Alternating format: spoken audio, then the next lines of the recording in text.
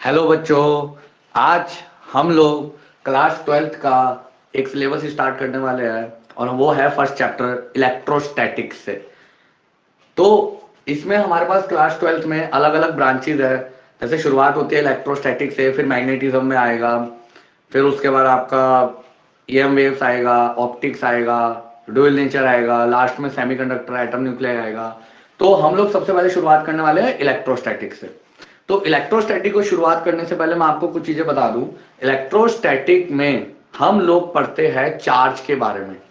Charge होता क्या है?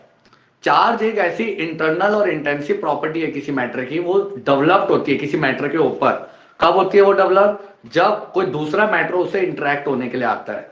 तो हमें इस ब्रांच में वही चीज पढ़ना है चार्ज के बारे में। चार्ज की दो कंडीशन के लिए हम लोग वैलिडिटी देते हैं। पहला होता है चार्ज रुका हुआ है। अगर चार्ज रुका हुआ है तो हम बोलते हैं इलेक्ट्रोस्टैटिक ब्रांच है। अगर चार्ज चल रहा है तो हम बोलते हैं करंट इलेक्ट्रिसिटी ब्रांच है। इसको हम स्टैटिक इलेक्ट्रिसिटी भी बोलते हैं, इसमें कि स्टैटिक इलेक्ट्रिसिटी डेवलप्ड हो रही है क्योंकि चार्ज रुका हुआ है। तो अभी हमें पढ़ना है जिस कंडीशन में चार्ज रुका हुआ होता है। तो आगे देखेंगे हम लोग। सबसे पहले शुरुआत करेंगे इलेक्ट्रोस्टैटिक की डेफिनेशन से। तो देखिए, the branch of science that deals with charges at rest, रुका हुआ, उसको क्या बोलेंगे बच्चों हम? It's called electrostatic. It's called electrostatics. Electrostatic science की वो ब्रांच है जिसमें चार्जेस जो है वो रुके हुए हैं। तो सपोज कर लीजिए, आपको मैं बताता हूं, हमारे पास चार्ज है। सपोज कर लीजिए चार्ज है क्यू। चार्ज का सिंबल होता है क्यू। आप बड़ा क्यू बना लीजिए या छोटा क्यू बना लीजिए, उससे कोई फर्क नहीं पड़ेगा। तो मान लीजिए उसकी एक कंडीशन है, पॉइंट चार्ज है क्यू और उसमें वेलोसिटी है 0, वो रुका हुआ है। तो यहां जो हम ब्रांच पढ़ेंगे, अब यहां जो हम ब्रांच पढ़ेंगे इसी को बोलेंगे हम लोग इलेक्ट्रोस्टैटिक। और इससे जो करंट पैदा होगी, जब रुका हुआ है, वेलोसिटी 0 है, तो करंट तो ऐसे बनेगी नहीं, लेकिन हम इसको स्टैटिक इलेक्ट्रिसिटी के नाम से भी जानते हैं। तो हम इसको स्टैटिक इलेक्ट्रिसिटी के भी नाम से जानते हैं। चलिए, अब सबसे पहली चीज आती है भाई, चार्ज होता क्या है? तो charge is N intensive property of matter. Intensive मतलब इंटरनल प्रॉपर्टी, जो मास पे डिपेंड या उसके साइज पे डिपेंड नहीं करती।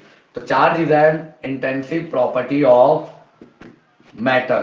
Charge is N intensive property of matter which occur when other matter interacts. जब दूसरा मैटर उसमें इंटरैक्ट करने को आता है, वो तब डेवलप्ड होती है। आई बात समझ आपको? तो चार्ज एक इंटेंसिव प्रॉपर्टी है जो साइज और मास पे डिपेंड नहीं करता, लेकिन अकर कब होती है? जब कोई दूसरा मैटर उसे इंटरैक्ट करने को आता है। चार्ज का सिंबल मैंने आपको बता ही दिया, कैपिटल क्यू या स्मॉल क्यू। चार्ज की एक ऐसा यूनिट होती है जो हम लोग फॉलो करते हैं, वो है कुलाम। चार्ज की ऐसे यूनिट क्या होती है बच्चों? कुलाम। चार्ज का डायमेंशन क्या होता है? डायमेंशन होता है 80। बुक्स में हम लोगों ने 80 ही पढ़ा है, और 80 में आपको बता रहा हूं क्यों, क्योंकि हमारी जो फिजिकल क्वांटिटीज है उसमें एम्पेयर और टाइम के बारे में बताया गया है। जो 7 फिजिकल क्वांटिटी है, तो उसमें 2 का डायमेंशन हमें पता है, लेकिन कई कई बुक्स में ना कुलाम को डायमेंशन दे रखा C। जो मैं आपको बोलूंगा आप लोग फॉलो मत करना, क्योंकि हमें जो बेसिक जो हमें पढ़ाया गया वो 80 है, तो आप 80 को ही फॉलो करेंगे। चार्ज कैसी क्वांटिटी है? चार्ज एक स्केलर क्वांटिटी है। स्केलर क्वांटिटी क्या होती है बच्चों? जिसका सिर्फ और सिर्फ मैग्नीट्यूड होता है, इसकी कोई डायरेक्शन नहीं होती। अब अगर स्केलर क्वांटिटी है तो जो चार्ज अगर मान लो किसी भी साइन का होगा, किसी भी नेचर का होगा, तो हमें वही चीज उसको लेके चलना है, उसी को फॉलो कराना है। इसकी खुद की एक सीजीएस यूनिट भी होती है चार्ज की। What is the CGS unit of charge? तो सीजीएस यूनिट होती है स्टैट कुलाम। स्टैट कुलाम और फ्रैंकलिन, इसको फ्रैंकलिन के नाम से जाना जाता है। और यही नहीं, इसको हम लोग कई बुक्स में पढ़ते हैं इलेक्ट्रोस्टैटिक यूनिट। इलेक्ट्रोस्टैटिक यूनिट देखा आपने, इलेक्ट्रोस्टैटिक यूनिट। तो हमारे पास चार्ज के बारे में कुछ बातें आई कि जिस कंडीशन में चार्ज अगर रुका है साइंस की ब्रांच में, उसको हम बोलते हैं इलेक्ट्रोस्टैटिक। हम उसमें करंट इलेक्ट्रिसिटी के जो में ब्रांच होती है उसमें हम बोलते हैं चार्ज चल रहा है और इसमें चार्ज रुका हुआ होता है। अच्छा, इसको चार्ज को बोलते हैं इंटेंसिव प्रॉपर्टी। इंटेंसिव प्रॉपर्टी है मैटर की। चार्ज की ऐसे यूनिट होती है कुलाम, डायमेंशन 80, चार्ज स्केलर क्वांटिटी, और इसकी सीजीएस यूनिट होती है स्टैट, कूलाम और फ्रैंकलिन। आगे देखेंगे बच्चों हम लोग जरा इसमें। अब हम लोग देखेंगे कि अगर ऐसा यूनिट है और सीजीएस यूनिट भी है तो उसके बीच में एक रिलेशन होगा पक्का। तो वो रिलेशन क्या है जरा ध्यान से देखेगा।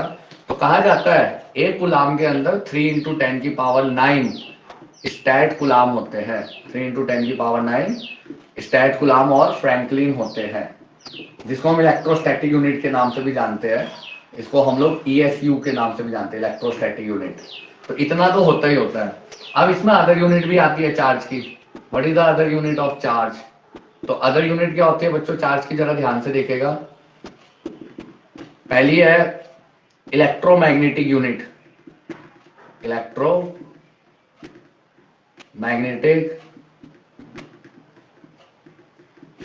यूनिट वो होता है लगभग 10 कूलाम के बराबर, और इसमें होता है लगभग 3 × 10⁻10 फ्रैंकलिन। फ्रैंकलिन का सिंबल होता है Fr। दूसरा होता है फैराडे। दूसरी यूनिट होती है फैराडे। फैराडे का सिंबल होता है कैपिटल F। इसमें लगभग होता है 96,500 कूलाम का चार्ज।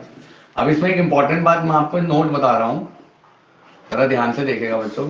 नोट क्या है हमारे पास?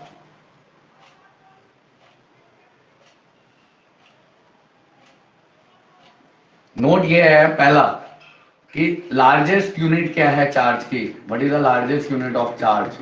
What is the largest unit of charge? तो ये लगभग होता है 96,500 कूलाम। अगर आपसे पूछा जाए what is the smallest unit of charge, तो स्मॉलेस्ट यूनिट जो चार्ज की वो है वही फ्रैंकलिन, Fr। सिंबल होता है Fr। लगभग इसमें होता है 1/3 × 10⁹ कूलाम का चार्ज होता है इसमें। और तीसरी बात, द मिनिमम चार्ज, जो मिनिमम चार्ज है रिक्वायर्ड बाय एन एटम, किसी एटम के द्वारा, or lose by an atom is charge on 1 electron. Charge on 1 electron, एक इलेक्ट्रॉन वाला, लगभग वो होता है 1.6 × 10⁻19 कूलाम। तो इतना ही मिनिमम चार्ज है किसी इलेक्ट्रॉन के थ्रू, वो है 1.6 × 10⁻19 कूलाम। चलिए अब हम लोग आगे देखेंगे बच्चों जरा इसमें। अब हुआ क्या, चार्ज के बारे में बताया कैसे और किसने बताया? तो देखिए, डुफॉक और बेंजामिन फ्रैंकलिन के अनुसार, बेंजामिन फ्रैंकलिन एक साइंटिस्ट का नेम है जिनके बारे में आप लोगों ने सुना ही होगा कि उनको पतंग उड़ाने का बहुत शौक था। तो बरसात में पतंग उड़ाते थे मेटल की वायर से, और वो देखते थे ये जो बिजली कड़क रही है उसमें चार्ज है क्या है, तो उसके बारे में उन्होंने बताया। तो इन दोनों के अनुसार सपोज कर लीजिए हमारे पास कोई एक एटम है X, उसका एटॉमिक नंबर है Z और मास नंबर है A, और ये न्यूट्रल एटम है। अब न्यूट्रल एटम वो होते हैं जिसमें नंबर ऑफ प्रोटॉन और नंबर ऑफ इलेक्ट्रॉन जो होते हैं वो बराबर होते हैं। अब अगर मान लो इसमें मैंने कुछ इलेक्ट्रॉन ऐड करवा दिए, n number of electron add कराए, तो टेंडेंसी इलेक्ट्रॉन की ज्यादा हो जाएगी, तो इसके ऊपर नेगेटिव चार्ज आ जाएगा। और कितना नेगेटिव आएगा? उतना ही आएगा जितने इलेक्ट्रॉन हमने इसमें ऐड कराए, जिसको हम लोग बोलते हैं अनायन। सिमिलरली सपोज कर लो कि ऐसा एटम है, उसका एटॉमिक नंबर है Z, मास नंबर है A, वो भी न्यूट्रल एटम है, same number of proton and electron. अब इसमें मैंने क्या करा, इलेक्ट्रॉन को लूज करवाया, तो उसके ऊपर लूज कराने के बाद पॉजिटिव चार्ज की मात्रा ज्यादा हो जाएगी, और कितनी हो जाएगी? उतनी ज्यादा जितने हमने लूज करा दिए। इसको बोला गया कटायन। तो यहां से पता चला कि there are 2 types of charges. There are 2 types of charges. हमारे पास दो प्रकार के चार्जेस होते हैं। पहला होता है पॉजिटिव चार्ज और दूसरा होता है नेगेटिव चार्ज। दूसरा बच्चों नेगेटिव चार्ज होता है। तो हमारे पास दो प्रकार के चार्ज होते हैं यहाँ से, पॉजिटिव चार्ज और नेगेटिव चार्ज, यानी प्लस का क्यू और माइनस का क्यू। और इन्हीं दो चार्ज के अकॉर्डिंग हमारे पास अब आगे कंडीशंस बनती है बहुत सारी। अब जैसे सबसे पहले कंडीशन आती है कि भाई प्रॉपर्टीज क्या होती है चार्ज की, प्रॉपर्टीज। तो जरा ध्यान से देखेंगे। सबसे पहले हम लोग क्या सीखने वाले हैं, जो सबसे इंपॉर्टेंट टॉपिक है वो है प्रॉपर्टीज ऑफ चार्ज। और इसके ऊपर क्वेश्चन भी बनते हैं बच्चों, बोर्ड में भी बनते हैं और वैसे भी बनते हैं कॉम्पिटिशन में। तो प्रॉपर्टीज ऑफ चार्जेस जरा ध्यान से देखिएगा। पहली प्रॉपर्टी है like charges repel each other. Like charges repel each other. Like charges जो होते हैं एक दूसरे को रिपेल करते हैं। जैसे मान लो आपके पास ये पॉजिटिव चार्ज है, ये पॉजिटिव चार्ज है, ये दोनों एक दूसरे को रिपेल करेंगे। अब क्यों करेंगे रिपेल? वो उनकी प्रॉपर्टी है, चार्ज की प्रॉपर्टी है वो। सिमिलरली यहाँ पे माइनस चार्ज है, माइनस चार्ज है, ये भी एक दूसरे को क्या करेंगे? रिपेल करेंगे। सेकेंड पॉइंट, अनलाइक और अपोजिट चार्जेस, लाइक और सेम रिपेल, अनलाइक और opposite charges attract each other, वो एक दूसरे को अट्रैक्ट करेंगे। जैसे मान लीजिए आपके पास एक प्लस चार्ज है, एक माइनस चार्ज है, वो एक दूसरे को खींचेंगे अपनी तरफ, क्योंकि वो भी उनकी एक प्रॉपर्टी है। वो प्रॉपर्टी के अकॉर्डिंग एक दूसरे पर रिपल्शन और अट्रैक्शन लगाते हैं। तीसरा पॉइंट होता है क्वांटाइजेशन ऑफ चार्ज। क्वांटाइजेशन, कि भाई चार्ज की क्वांटिटी को हम नाप सकते हैं। Quantisation of charges, charges are quantised in nature. ये थोड़ा इंपॉर्टेंट है, इसको जरा थोड़ा ध्यान से देखिएगा कि चार्ज की क्वांटिटी को हम नाप सकते हैं। कैसे नाप सकते हैं? तो देखो बच्चों, चार्ज इज एन इंटीग्रल, या आप इंटीजर भी बोल सकते हो, multiple of charge on one electron. Charge on one electron, तो हम इसको ऐसे लिखते हैं क्वांटाइजेशन को कि charge is an integral multiple of charge on one electron, यानी ई, यानी q is equal to plus minus n e. Plus मतलब पॉजिटिव चार्ज होगा तो प्लस एन ई, माइनस होगा तो माइनस एन ई। तो जहां पे एन का मतलब होता है, जरा ध्यान से देखेगा, n number of electron. N का मतलब होता है नंबर ऑफ इलेक्ट्रॉन। जो नंबर होंगे वो 1 2 काउंटिंग फॉर्म में होंगे, वो कभी भी नेगेटिव नहीं होंगे और कभी भी वो फ्रैक्शन में नहीं होंगे। ठीक है बच्चों, देखिए हम लोग यहाँ जो हम ब्रांच पढ़ रहे हैं फिजिक्स की, वो पढ़ रहे हैं 11th के हम कंपैरिजन में 12th में हम पढ़ रहे हैं वर्चुअल फिजिक्स पूरी, जिसमें हम लोगों ने देखे नहीं है इलेक्ट्रॉन कहाँ है, कितने हैं, कितने नहीं है। लेकिन फिर भी हम ये वर्चुअल फिजिक्स पढ़ रहे हैं तो हम ऐसा मानते कि ऐसा ऐसा हुआ होगा। तो यहाँ जो एन नंबर ऑफ इलेक्ट्रॉन्स है वो काउंटिंग फॉर्म में होगा। अब जैसे मान लो हम किसी की भी काउंटिंग करते हैं, मान लो कुछ स्टूडेंट्स है, उनकी काउंटिंग मेरे को करनी है, तो मैं कैसे करता हूँ? 1 2 3 4 ऐसे तो करता हूँ। ऐसे तो करूंगा नहीं, वो है माइनस का 1, वो है माइनस का 2.5, वो है 3.5। हम हमेशा काउंटिंग फॉर्म सिंपल एक नंबर में करते हैं, इसलिए जो ये नंबर ऑफ इलेक्ट्रॉन्स होंगे वो 1 2 3 4 में फॉर्म में होंगे, वो नेगेटिव और फ्रैक्शन में नहीं होंगे। दूसरा, ई क्या चीज होती है? ई होता है charge on one electron. Charge on, सुनना जरा बच्चों, चार्ज ऑन वन इलेक्ट्रॉन ये होता है 1.6 इंटू 10 का माइनस का 19 कूलम, जो मैंने भी आपको बताया कि मिनिमम चार्ज होता है किसी एटम के द्वारा, तो ये होता है 1.6 इंटू 10 का माइनस 19 कूलम। क्योंकि जितना भी चार्ज क्रिएट होता है किसी भी मैटर के ऊपर या एटम के ऊपर, वो इलेक्ट्रॉन के आने जाने से ही होता है। तो मेन हो गया रोल किसका? इलेक्ट्रॉन का। आप लोगों ने केमिस्ट्री में पढ़ा है कि भाई एक एटम है, एटम के अंदर होता है सेंटर पे न्यूक्लियस, न्यूक्लियस के अंदर होता है प्रोटॉन, न्यूट्रॉन। न्यूट्रॉन अनचार्ज पार्टिकल है, प्रोटॉन पॉजिटिव चार्ज है, वो ना जाते हैं ना ही आते हैं। लेकिन इलेक्ट्रॉन उनके आउटर मोस्ट ऑर्बिट में घूमते रहते हैं, अलग अलग ऑर्बिट्स में। तो वो इलेक्ट्रॉन का आना जाना होता है, तभी हम लोग इलेक्ट्रॉन के अकॉर्डिंग फॉर्मूला लेते हैं। लेकिन किसी भी न्यूट्रल एटम में इलेक्ट्रॉन और प्रोटॉन बराबर मात्रा में होता है और उनका चार्ज भी बराबर होता है। ऐसा कहा जाता है कि किसी भी एटम में इलेक्ट्रॉन पे जितना चार्ज है उतना ही प्रोटॉन पे भी होगा। यहां तक समझ आया आपको? तीनों प्रॉपर्टी समझ आई। अब आगे देखेंगे हम लोग फोर्थ प्रॉपर्टी, जरा ध्यान से देखेगा बच्चों इधर सुनिए। क्वांटाइजेशन समझ आया। अब फोर्थ प्रॉपर्टी होता है चार्जेस ऑलवेज रिसाइड्स। चार्जेस हमेशा कहां पे होते हैं? बॉडी की सरफेस के ऊपर। चार्जेस ऑलवेज रिसाइड्स, रिसाइड्स का मतलब ठहरते हैं, कि वहां पे ठहरते हैं वो। Always resides on the surface of body, on the surface of the body, body की सरफेस के ऊपर होते हैं। फिफ्थ, चार्जेस हमेशा कंजर्वेशन नेचर के होते हैं, कंजर्वेटिव। अब आप लोगों ने कंजर्वेशन के ऊपर तो बहुत सारे नियम पढ़े होंगे, जैसे conservation of mass, conservation of energy. तो कंजर्वेशन ऑफ चार्ज भी होता है। तो charges are conservation in nature. अब कंजर्वेशन या कंजर्वेटिव का मतलब होता है charge can neither be created nor be destroy. मतलब चार्ज को हम ना ही बना सकते ना ही हम उसको खत्म कर सकते हैं। तो charges can neither be created nor be destroyed. Charges को हम ना ही बना सकते हैं ना ही हम उसको खत्म कर सकते हैं। बट एक काम कर सकते हैं, चार्ज एक बॉडी से दूसरी बॉडी पर ट्रांसफर होता रहता है, तो but it can transfer from the surface of, क्योंकि सरफेस पे रहते हैं, तो surface of one body to another, to the surface of another body, ऐसे भी लिख सकते हैं आप। तो टू अनदर यानी कहने का मतलब चार्ज को हम ट्रांसफर कर सकते हैं। लेकिन चार्ज जो होता है कंजर्वेशन का नेचर का होता है, हम बना नहीं सकते, खत्म नहीं कर सकते, ऐसा जरूरी नहीं है। ये वाली प्रॉपर्टी भी एक हल्का सा मैं आपको समझाता हूँ कि थोड़ा सा कई जगह एक जगह गलत भी हो जाती है। कैसे, वो सीखो।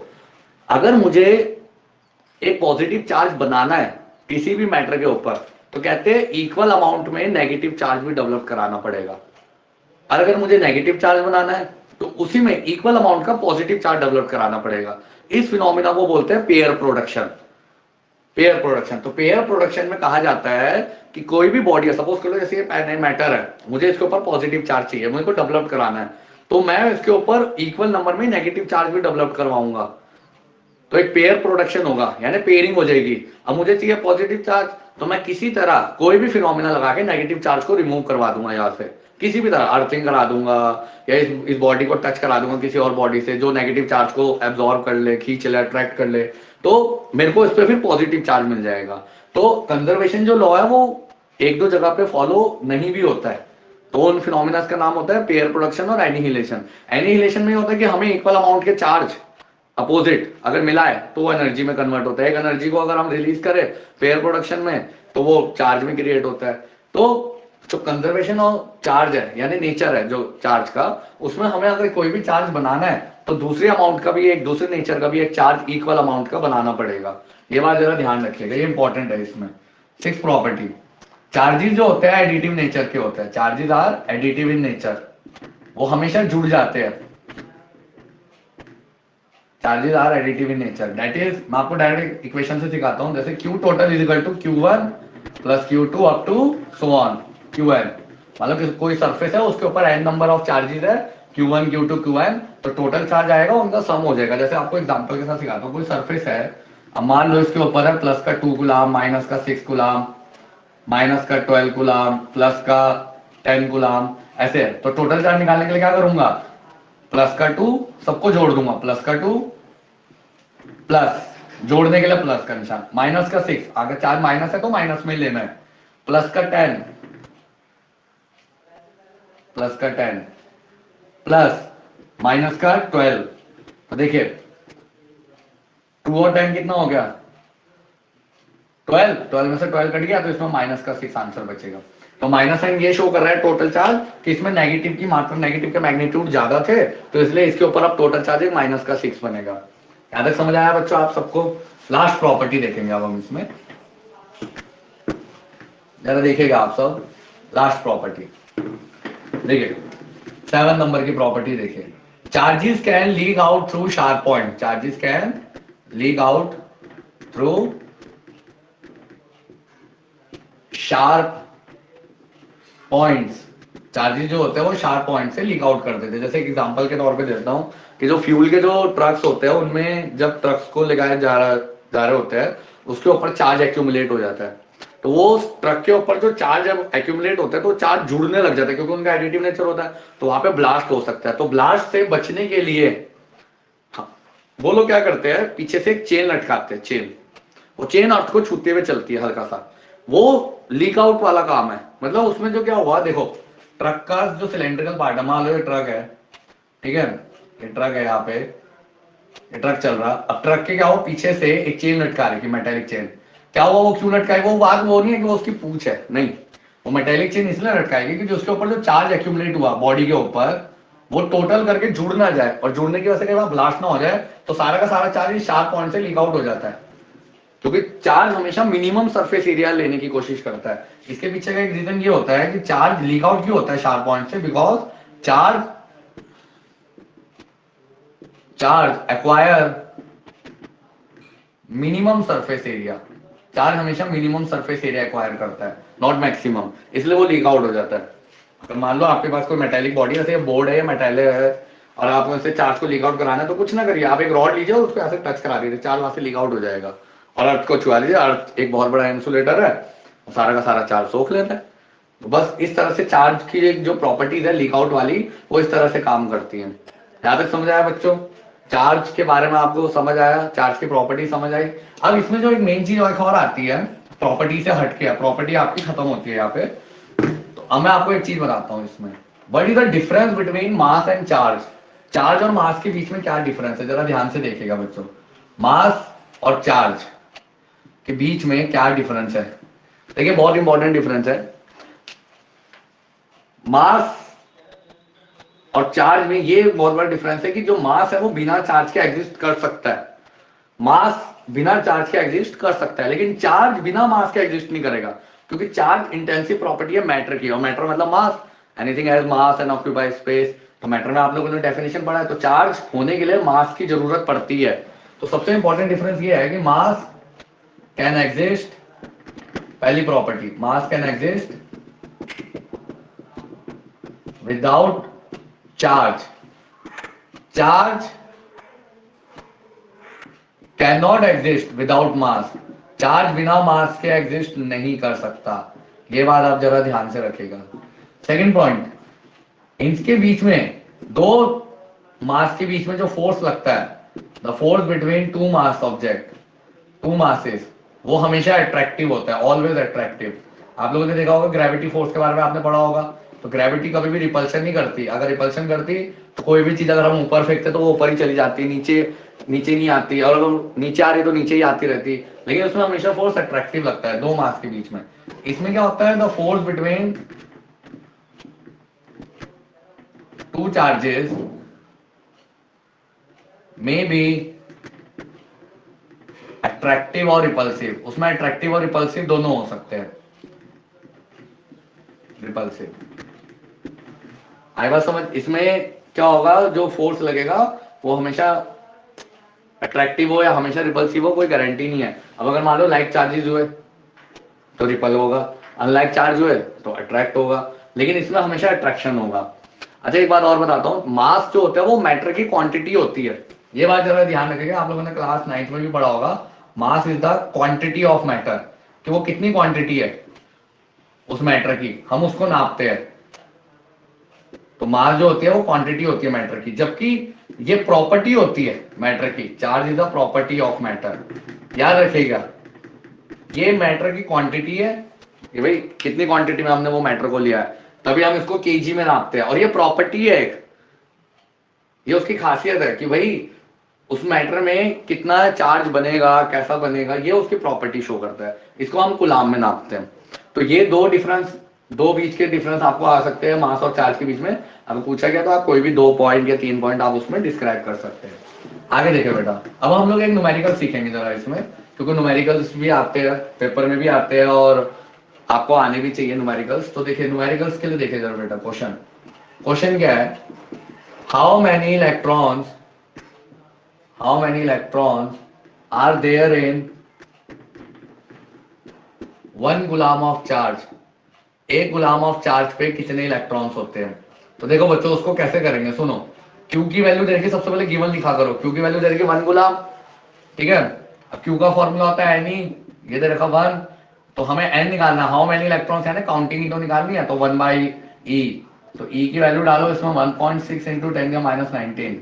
जब आप इसको पॉइंट को हटाओगे, जीरो ऊपर जाएगा, तो ये कुछ इस तरह से दिखेगा, 10/16 इंटू 10 की पावर 19 ऊपर चल जाएगा माइनस का।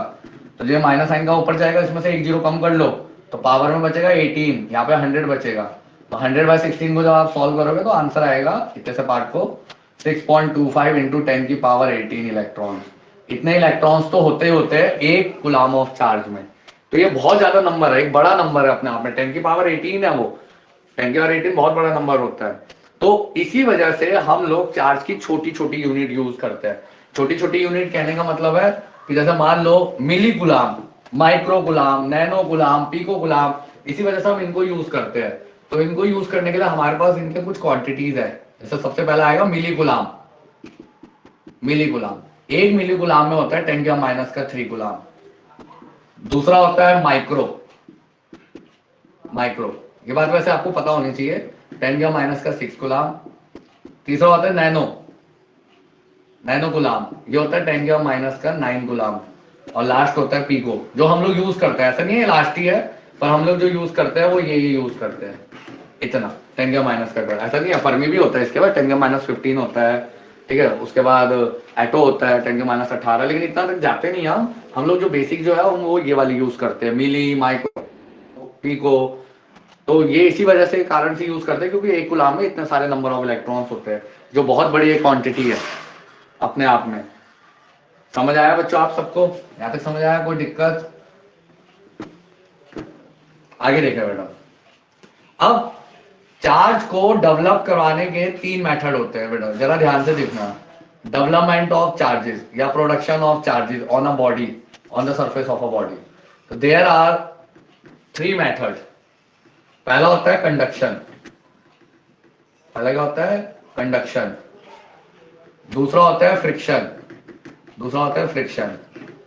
और तीसरा होता है आपके पास इंडक्शन। तो हमारे पास चार्ज को डेवलप करवाने के 3 मेथड होते हैं। पहला होता है कंडक्शन। कंडक्शन में क्या होता है, जैसे सपोज कर लो एक अनचार्ज बॉडी है। जरा ध्यान से देखना, मैं इन तीनों के बीच में आपको डिफरेंस के साथ सिखाऊंगा, एक साथ सिखा दूंगा, आप समझिएगा बस इस चीज को, क्योंकि ये आगे जाके काम आएगा।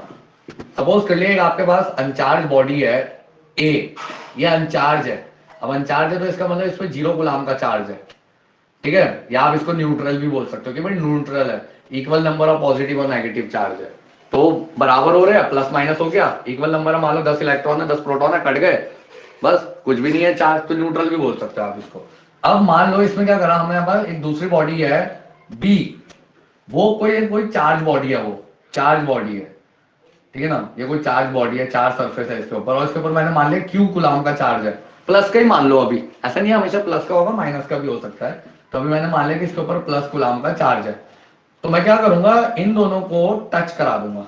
टच टच कराने से क्या होगा, जैसी मैं प्लस चार्ज की बॉडी ए और बी न्यूट्रल बॉडी को टच करूंगा, न्यूट्रल बॉडी को टच करूंगा, तो होगा क्या, same nature of charge neutral body में ट्रांसफर होना शुरू हो जाएगा। Same nature of charge transfer होना शुरू हो जाएगा। तो मान लो प्लस की बॉडी टच कराई थी तो प्लस ही जाएगा दूसरे वाले में, तो इसमें हम लोग कराते हैं टच, कांटेक्ट में लेके आते हैं। आप चाहे तो टच लिख लीजिए या लिख लीजिए कांटेक्ट, कि भाई इसमें कांटेक्ट करेंगे एक दूसरे के साथ। तो इसमें क्या होगा, सेम नेचर ऑफ चार्ज आएगा, सेम नेचर। और वो जो वैल्यू जाएगी, वो वैल्यू वो डिपेंड करेगी कि भाई वो दो बॉडी का शेप और साइज कैसा है। तो अगर if two bodies are of same shape and size, तो जो वैल्यू जाएगी, वैल्यू दोनों बॉडी पे, वो जाएगी एवरेज वैल्यू। एवरेज वैल्यू यानी Q प्लस 0 डिवाइड बाई 2 यानी Q बाई 2। यानी अब इस वाली बॉडी पे कितना चार्ज आ जाएगा, Q बाई 2, और इस वाली बॉडी पे कितना चार्ज आ जाएगा, Q बाई 2, अगर दोनों बॉडी के शेप और साइज सेम है तो। ठीक है? और नेचर कैसे जाएगा, सेम नेचर। मान लो प्लस टच कराया तो प्लस ही जाएगा, माइनस टच कराया तो माइनस ही जाएगा, सेम नेचर का चार्ज जाएगा। पर अगर मान लो ये दो बॉडी के शेप और साइज इक्वल नहीं है, तो जो वैल्यू है वो एवरेज वैल्यू जाएगा, कोई गारंटी नहीं है बच्चों।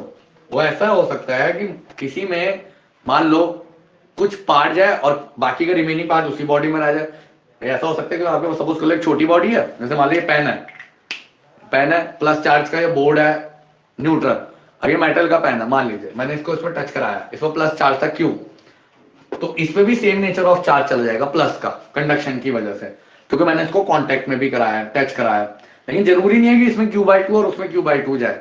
ऐसा हो सकता है इसमें Q बाई 3 जाए, उसमें 2Q बाई 3 जाए, या ऐसा हो सकता है कि उसमें Q बाई 3 जाए, इसमें 2Q बाई 3 जाए। तो वो हम लोग निकालेंगे according to length, according to area, according to size and shape, कि कितना चार्ज पार्ट इसमें जा रहा है और कितना इसमें जा रहा है। अदरवाइज अगर आपके पास न्यूमेरिकल आया तो न्यूमेरिकल में ये वैल्यू गिवन होती है, वरना हम लोग ये मानते हैं कि सेम नेचर, अगर मान लो सेम नेचर का जब इसमें चार्ज आ रहा है और दो बॉडी इक्वल शेप साइज सब कुछ सेम है, तो आइडेंटिकल है, तो हम उसमें मानते हैं एवरेज वैल्यू जाती है हमेशा। कौन सी वाली वैल्यू जाती है, एवरेज।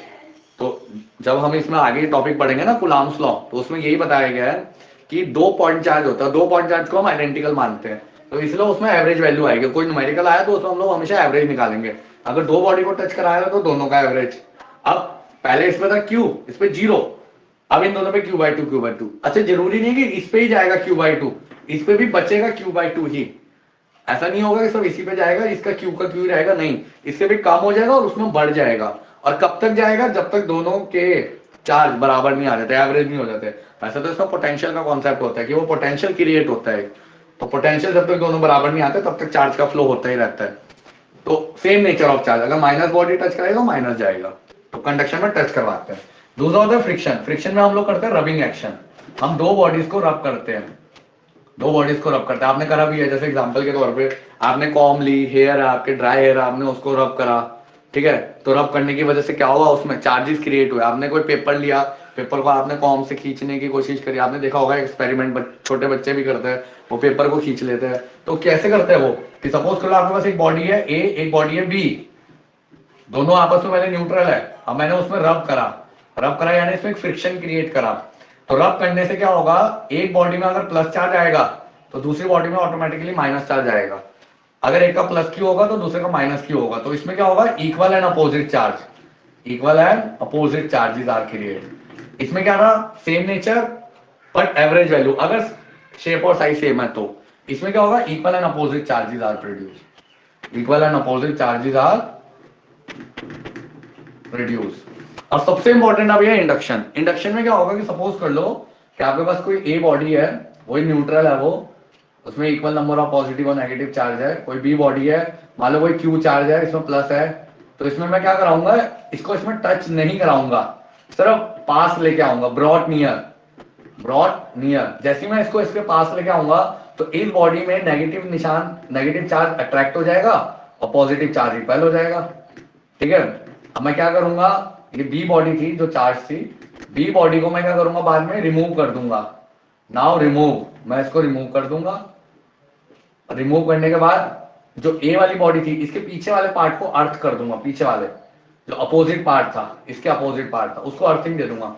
तो ए वाले पे सिर्फ नेगेटिव चार्ज बचेगा। कौन सा चार्ज बचेगा बच्चों, नेगेटिव चार्ज बचेगा। यानी इसमें क्या होगा, इसमें भी वही है, अगर क्यू चार्ज आए तो माइनस का क्यू डेवलप्ड होगा, तो है वही फ्रिक्शन की तरह इक्वल और अपोजिट, लेकिन इसमें फ्रिक्शन नहीं क्रिएट करेंगे, इसमें सिर्फ पास लेके आएंगे, तो इसमें होगा इक्वल और अपोजिट चार्ज आर प्रोड्यूस। आई बात समझ बच्चों। तो इसमें इक्वल अपोजिट होता है, इसमें भी इक्वल अपोजिट होता है, लेकिन इसमें एवरेज वैल्यू होती है, वो भी कब, जब शेप साइज सेम होता है। तो डेवलपमेंट ऑफ चार्जेस तीन मेथड से होता है। पहला कंडक्शन, इसमें टच कराते हैं, सेम नेचर जाता है, एवरेज वैल्यू, अगर सेम नेचर साइज हो।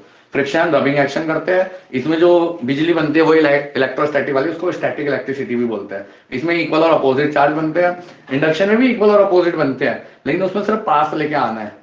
तो उसमें ये होता है कि अगर मान लो प्लस बॉडी का चार्ज लेके आया तो माइनस वाला उसको अट्रैक्ट कर लेगा, प्लस वाला पीछे भेजेगा, इसको रिमूव कर लो, पीछे वाले को अर्थिंग दे दो, तो इसमें माइनस चार्ज बन जाएगा।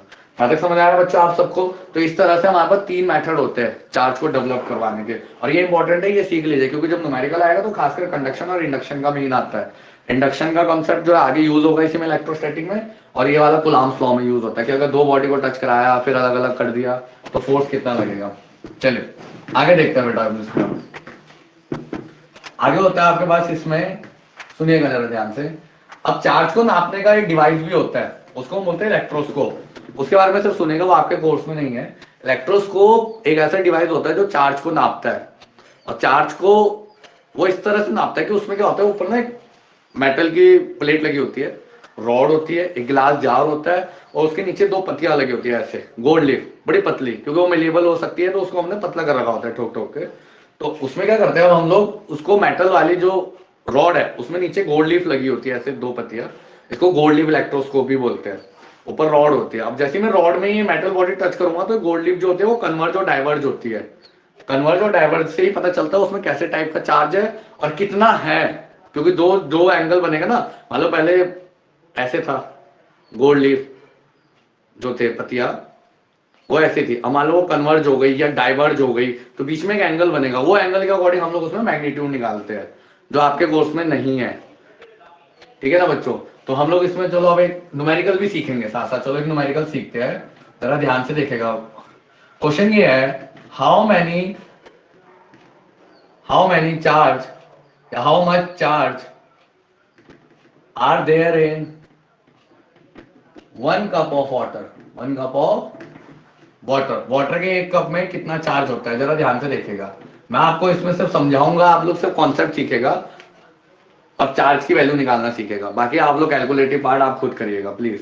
तो देखिए बेटा, अब मान लो एक कप पानी जो है वो 100 ग्राम का, मान लो, वैसे तो दे ही नहीं रखा, पर मैंने मान लिया 100। जब नहीं दे रखा होता तो ऐसे क्वेश्चन को करते हैं कि let the mass of cup, mass of water in cup 100 ग्राम। क्या मानते हैं इसको? 100 ग्राम मानते हैं। 100 ग्राम मान लिया। आप 250 ग्राम भी मान सकते हो, 200 मान सकते हो, मानने को तो आप देखो कुछ भी मान सकते हो अगर नहीं दे रखा है न्यूमेरिकल में तो। अब हम जानते हैं कि जो मोलर मास होता है वाटर का, मोलर मास ऑफ वाटर, ये होता है 18 ग्राम। कैसे निकला? हाइड्रोजन का मोलर मास होता है 1 ग्राम, 2 हाइड्रोजन है तो 2, और ऑक्सीजन का 16 तो 18 ग्राम। तो सबसे पहले हम लोग इसमें निकालेंगे नंबर ऑफ मोल्स। क्या निकालेंगे बच्चों? Number of moles. Number of moles का formula given mass upon molar मास।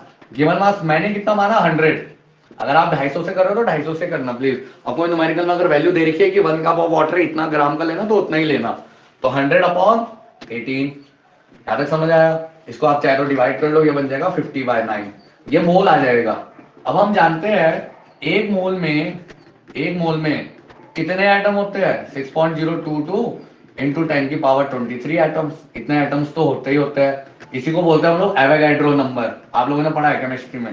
तो एवोगैड्रो नंबर ये होता है कि कितने एटम है एक मोल में, तो इतने एटम होते हैं भाई। तो बताओ 50/9 मोल में कितना होगा? अगर एक मोल में इतना है तो 50/9 में क्या करेंगे? मल्टीप्लाई कर देंगे इसको 50/9 से, इंटू 10 की पावर 23 एटम्स। इतने एटम्स आ गए ये वाले मोल में टोटल। अब एक एटम में फिर से वही मैथमेटिक्स लगाओ थोड़ी सी। एक एटम में किसके?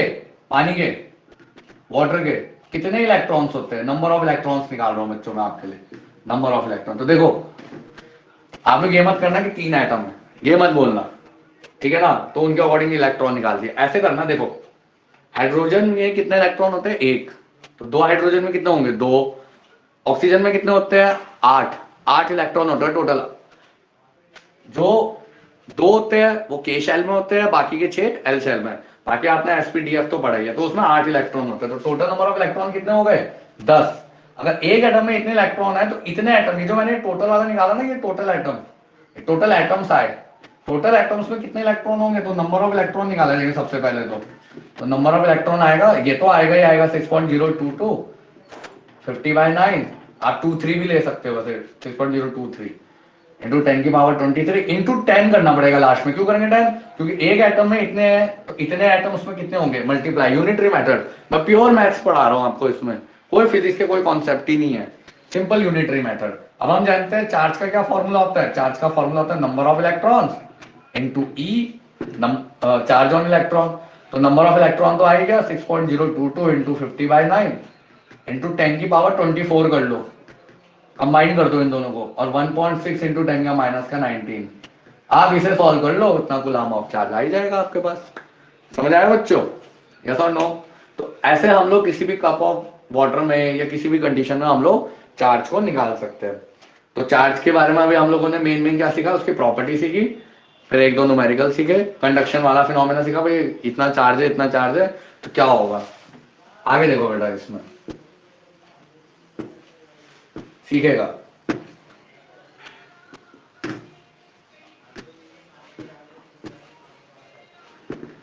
देखिए बेटा, अब इसमें क्वेश्चन ये भी आता है चार्ज के ऊपर ही कि सपोज कर लो हमारे पास, सुनना, कंडक्शन वाला एक एग्जांपल के साथ करा रहा हूं कि सपोज कर लो आपके पास एक पॉइंट चार्ज है आइडेंटिकल, एक और पॉइंट चार्ज है क्यू, दोनों के बीच में कोई सेपरेशन है, कुछ भी हो सकता है सेपरेशन, डी मान लीजिए। अब मैंने क्या करा है, थर्ड चार्ज है सी, वो अनचार्ज है, 0 कूलम का है। पहले मैंने उसको ए से टच कराया, बाद में बी से टच कराया, तो बताओ ए और बी में कौन कौन से चार्ज है और सी में क्या चार्ज आया। और सी को मैंने रिमूव भी कर दिया, मैंने कहीं और नहीं रखा, उनको रिमूव कर दिया, लेकिन इन तीनों पे अब चार्ज बताना मुझे। तो पहले मैंने किससे टच कराया? Case number 1। केस नंबर 1 ये है कि पहले सी चार्ज था, सी वाला पॉइंट था चार्ज 0 कूलम का, ए वाला था क्यू, इन दोनों को टच कराया, आइडेंटिकल है, तो एवरेज चार्ज आएगा। एवरेज कितना जाएगा? Q average 0 plus Q divide by 2, तो कितना आएगा बच्चों?